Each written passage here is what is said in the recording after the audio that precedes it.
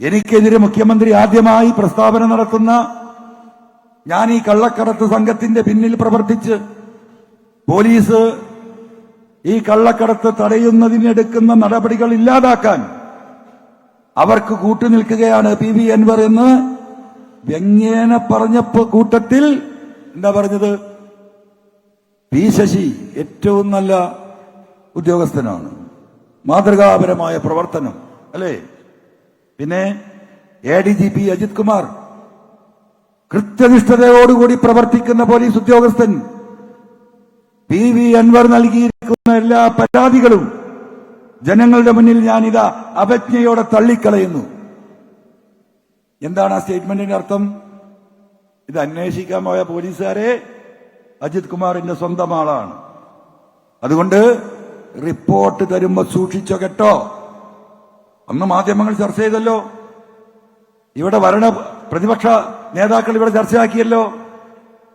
ഒരു അന്വേഷണം നടക്കുമ്പോ ആ അന്വേഷണ ഉദ്യോഗസ്ഥരുടെ മനോവീര്യം കെടുത്തി അജിത് കുമാറിനെ രക്ഷപ്പെടുത്തണമെന്നൊരു മെസ്സേജ് മുഖ്യമന്ത്രി ചെയ്തത് ശരിയായില്ല എന്ന് നമ്മൾ 2 ആഴ്ച മുമ്പ് ചർച്ച ചെയ്തതാണ്. അപ്പൊ മുഖ്യമന്ത്രി എന്താ വിചാരിച്ചത്? ഇദ്ദേഹത്തിനെതിരെ ഒരു മോശപ്പെട്ട റിപ്പോർട്ട് DGP ദർവേസ് സാബ് നൽകില്ല എന്നായിരുന്നു ഇവിടെ കണക്കൂട്ടൽ. ആ കണക്കൂട്ടൽ പൊട്ടി. കാരണം എങ്ങനെ അന്വേഷിച്ചാലും ഈ പറയുന്ന അജിത് കുമാറിന്റെ ഇൻവോൾവ്മെന്റ് തൃശൂർ പൂരം കലക്കലിൽ നിന്ന് ഒഴിവാക്കാൻ കഴിയില്ല എന്ന ഉത്തമ ബോധ്യത്തിന്റെ അടിസ്ഥാനത്തിലാണ് DGP ആ റിപ്പോർട്ട് കൊടുക്കുന്നത്. അപ്പോ ഒരു തീരുമാനമില്ല. ആ റിപ്പോർട്ട് പ്രകാരം സ്ഥലം മാറ്റിയിരുത്തിയാ പോരാ, സസ്പെൻഡ് ചെയ്യേണ്ടി വരും.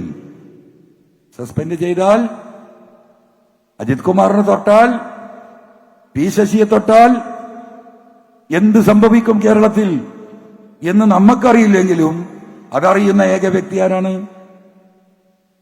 ഏക വ്യക്തി ബഹുമാനപ്പെട്ട CM ആണ്. CM മാത്രമാണ്. കേരളത്തിലെ 3.5 കോടി ജനങ്ങൾക്കും ഇപ്പോഴും ഇത് മനസ്സിലായിട്ടില്ല. അവിടെയാണ് വിഷയം.